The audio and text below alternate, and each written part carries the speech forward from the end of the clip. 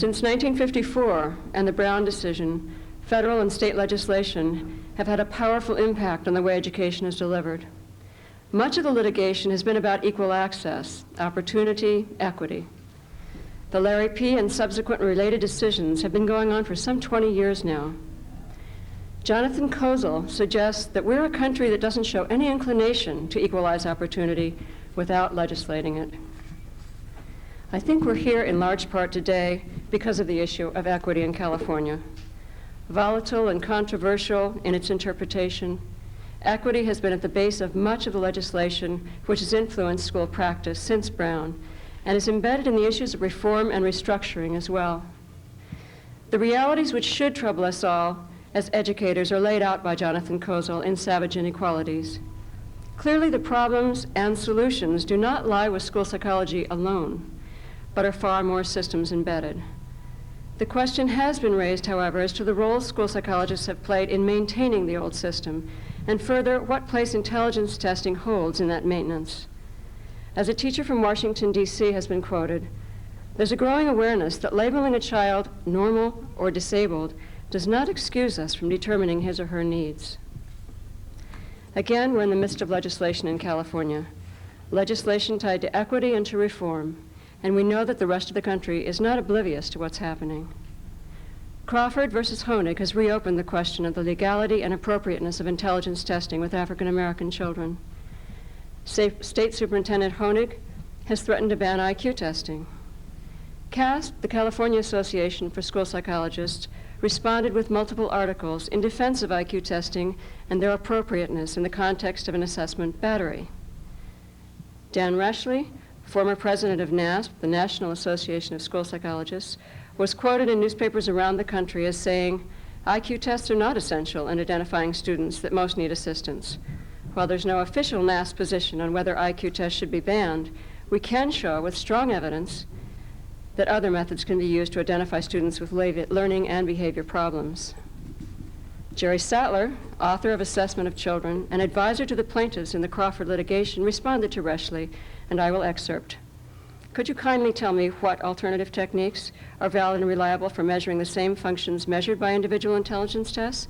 This is a serious issue involving thousands of jobs in California and the profession as a whole. Judge Peckham has once again heard additional testimony on Crawford versus Honig, the latest in the series of Larry P. related decisions, and has now been considering that evidence since mid-December. Rumors are rampant. Perhaps Peckham will declare intelligence tests open to all who would agree. Perhaps the State Department will ban IQ or declare a moratorium. What would become of psychologists?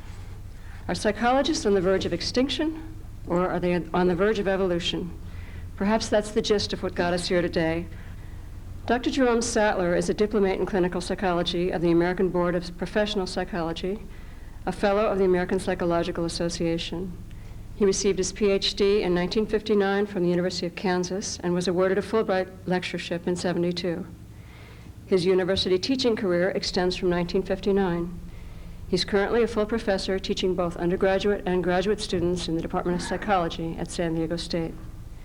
Sattler is author of Assessment of Children, 3rd edition. He's on the editorial advisory board of the Journal of Educational and Psychological Consultation and has served as consulting editor for 7 other psychology and psychoeducational journals.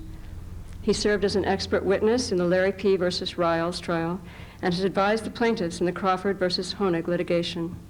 He's published over 95 articles in the fields of clinical and school psychology and is one of the co-authors of the Stanford-Binet Intelligence Scales, 4th edition.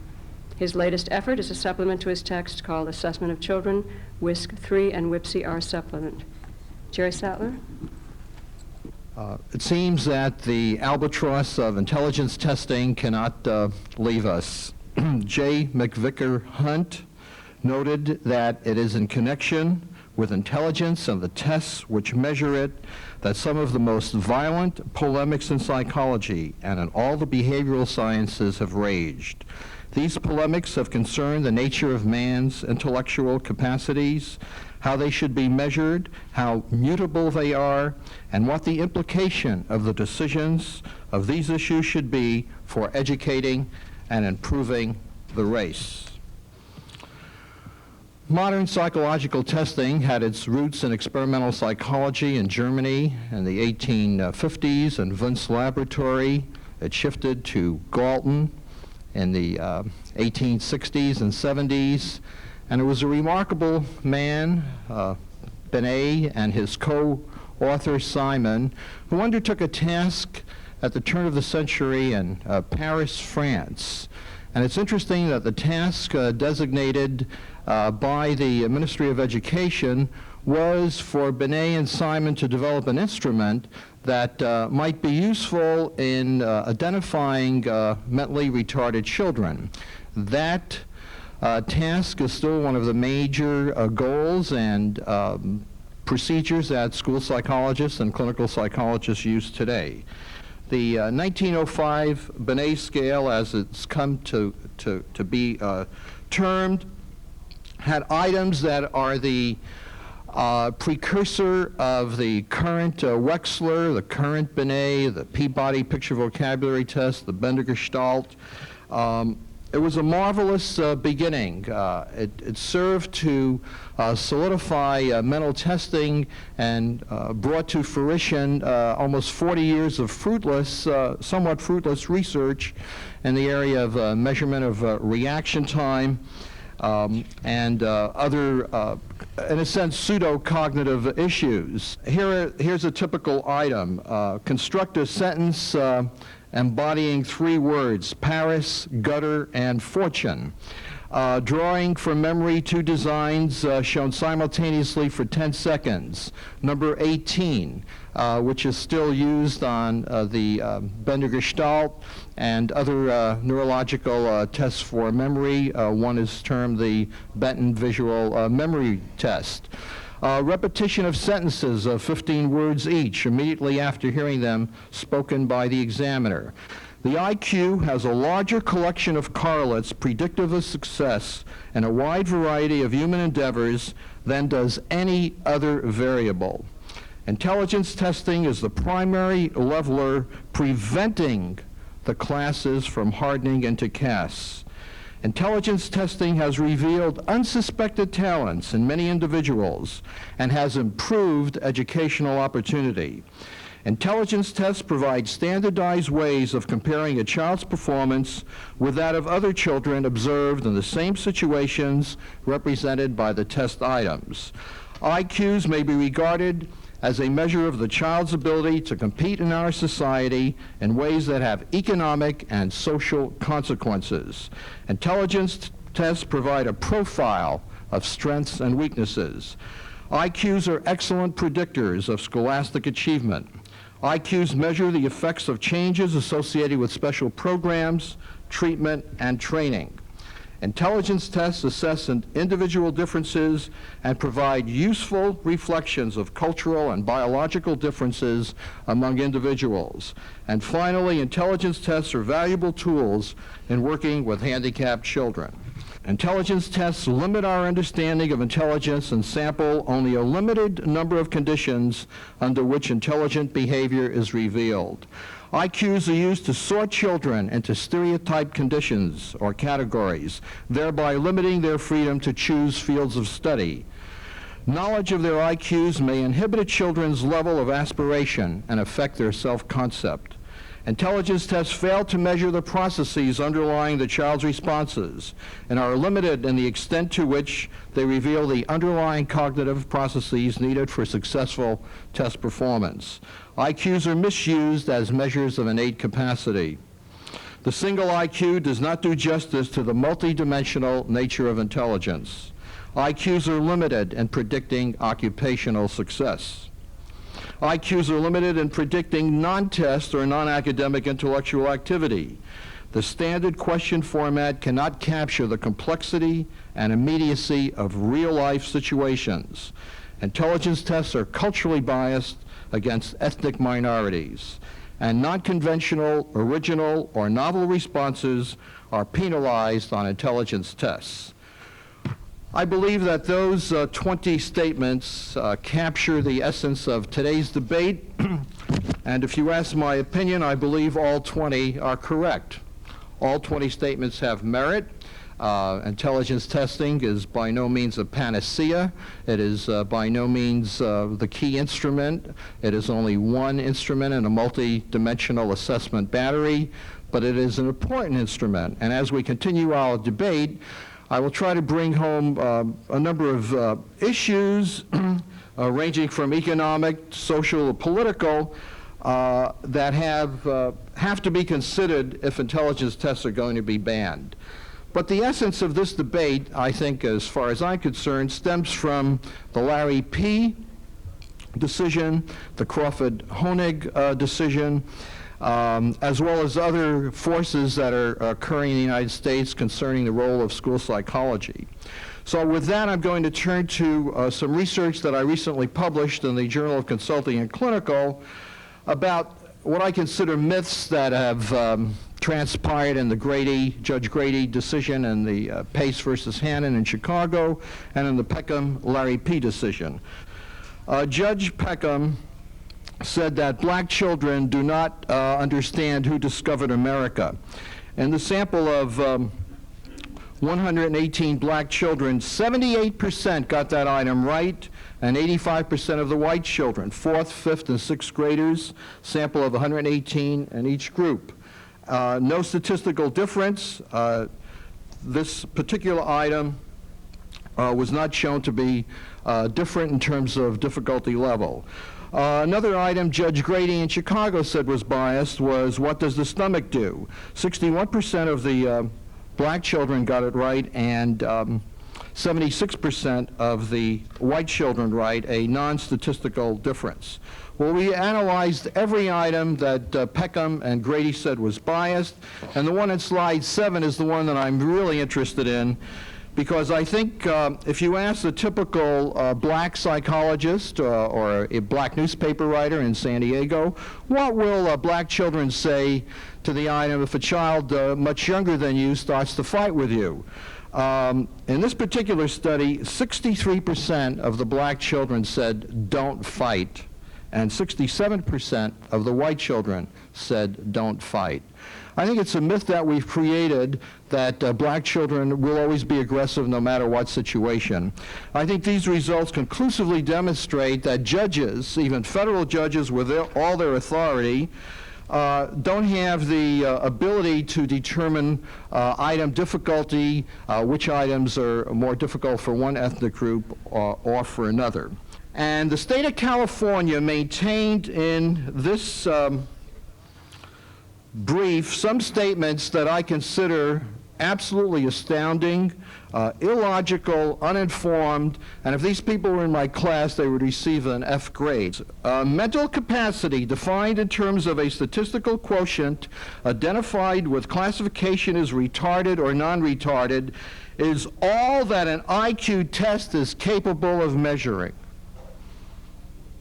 This is 1991, not 1891, but 1991, and this is the state of California representing our population.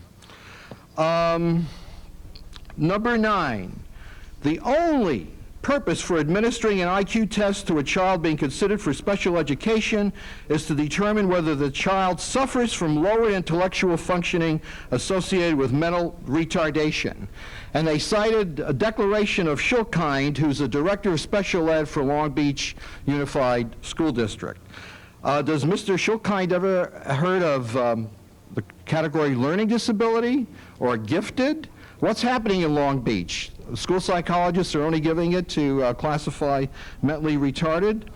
Number 10, IQ tests are not diagnostic tools or an educational service. If they are diagnostic tools or educational service, what are they? How do you like this one?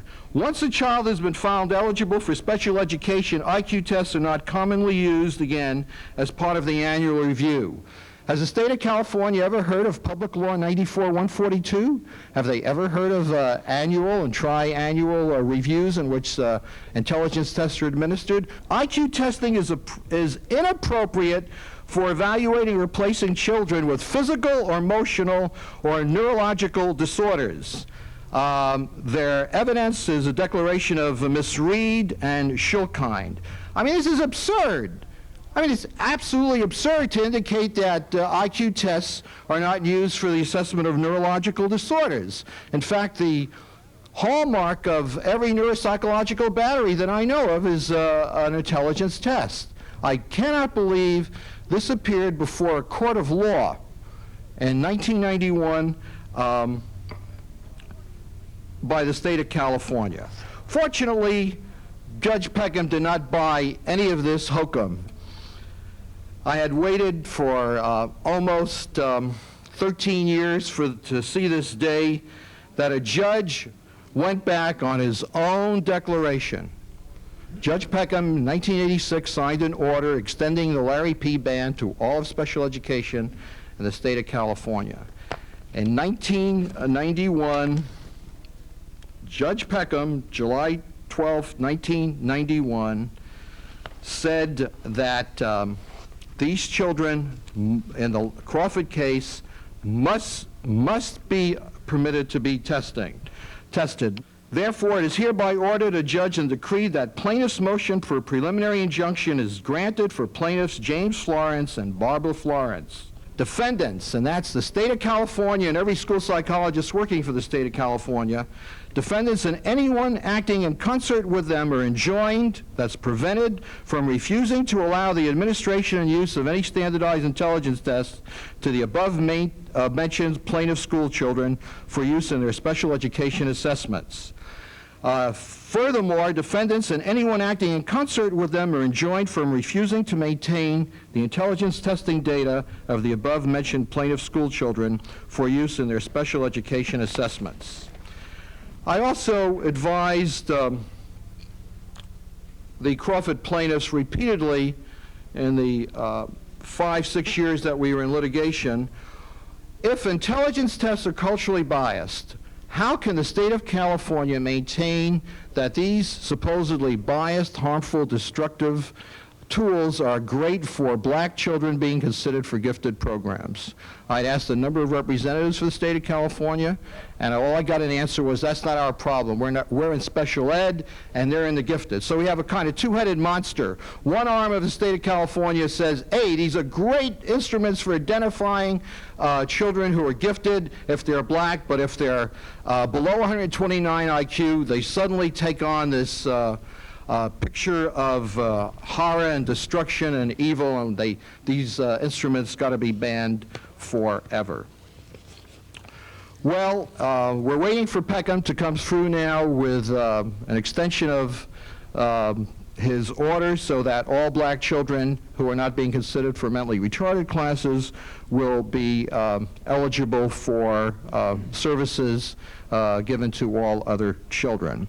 In the next slide, I have simply outlined 6 points about the value of intelligence testing. First, they're useful in evaluating present functioning, indicating future functioning, obtaining special programs, evaluating programs, revealing inequalities, and providing an objective standard.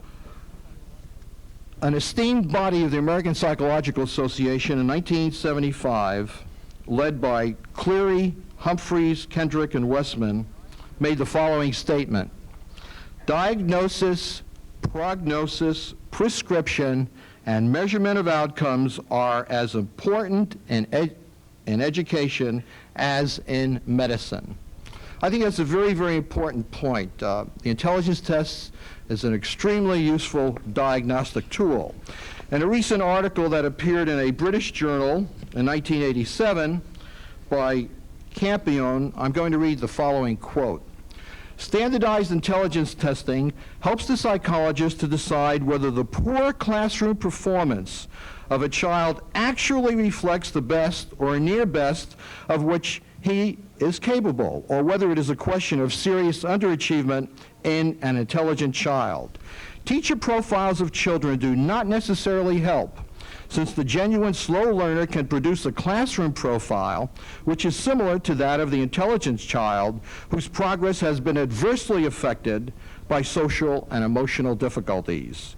If the children are given the opportunity to tackle a standardized intelligence test, striking differences in their performance, ability, and level of understanding may become apparent, and it is clear that there must be very different reasons for their superficially similar poor classroom performance. This suggests that the psychologists will need to make different recommendations for the children if each is to be helped in an appropriate manner. So I received 2 letters from parents in the San Diego area, and I was given permission by the parents to publicize their letters. Judge Peckham kept asking, what harm has this ban done to the citizens of the state? This is by Alicia Qualls, a black mother. This decision, in our opinion, has taken away not only our sons, but all black special education students' self-respect and positive self-image. We shall always be parents who disagree with the Larry P. out-of-court settlement. Nan Condit, who adopted a black youngster. It is infuriating to realize that there is a law like this in this day and age. If we had listed Gary as white, he could have the test. But if we list him as black, he could not, yet he is the same child.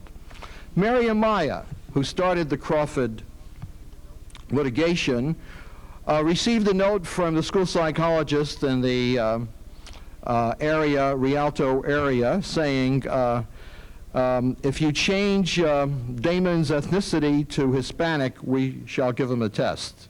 And this infuriated her and started the Crawford litigation in 1986. Thomas Sowell, in 1973, an eminent black economist and scholar, observed how valuable intelligence tests are for the black community, and I would say for the white and general community of children throughout our country. It is easy enough to criticize IQ, college entrance examination, and other such tests, and to show how they need much improvement. But the practical question at any given point in time is, what are the alternatives? Other selection devices and criteria have ranged from ineffective to disastrous. Moreover, it is precisely black students who need IQ tests most of all, for it is precisely with black students that alternative methods of spotting intellectual ability have failed. Dr. Martin Jenkins, who has conducted more studies of high IQ black children than anyone else, has commented on how frequently even children with IQs of 150 have not been spotted as outstanding by their teachers.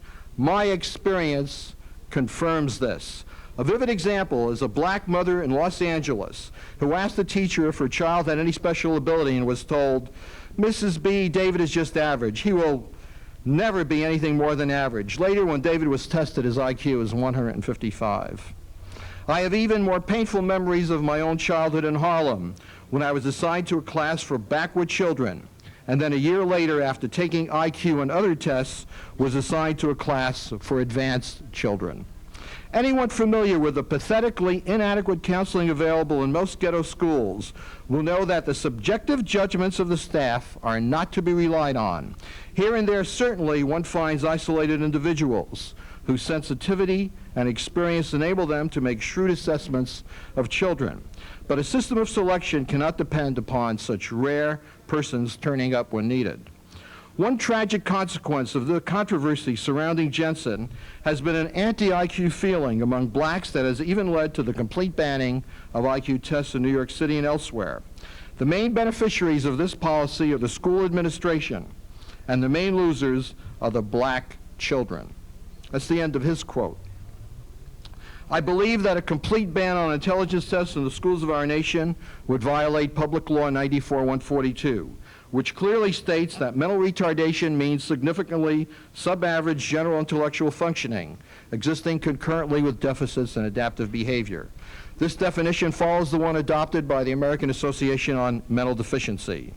I see my time is running out, so I'm going to end with a few other thoughts. We are in an era of accountability. Parents are insisting that the schools are accountable for educating their children. Schools are requiring teachers to be accountable for their teaching. States are insisting that children have minimal competencies before they receive a high school diploma. A decision banning intelligence tests would run counter to the needs of our society because intelligence tests aid in holding schools accountable for their placement decisions.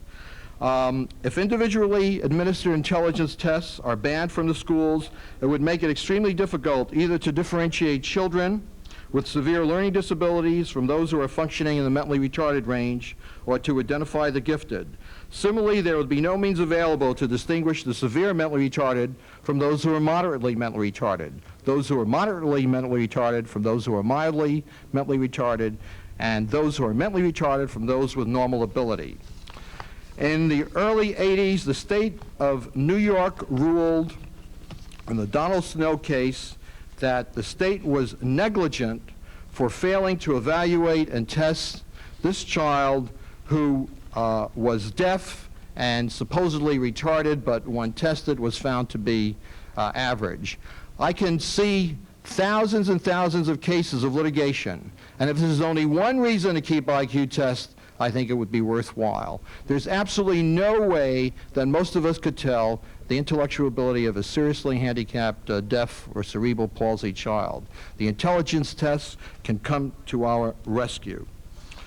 Finally, Westman from the Psychological Corporation said, if tests reveal that the disadvantaged have been deprived of opportunities to learn fundamental concepts, the remedy is to provide the opportunities, not to do away with the source of the information. The remedy for the ills of society is not to dispense with diagnosis, it is to treat the ills. And the quote from Barbara Lerner, which is one of my favorites, tests are under attack today because they tell us truths about ourselves and society. Shared standards are like mortar, holding the multicolored mosaics of civilization together. Good tests, like good laws, embody shared standards.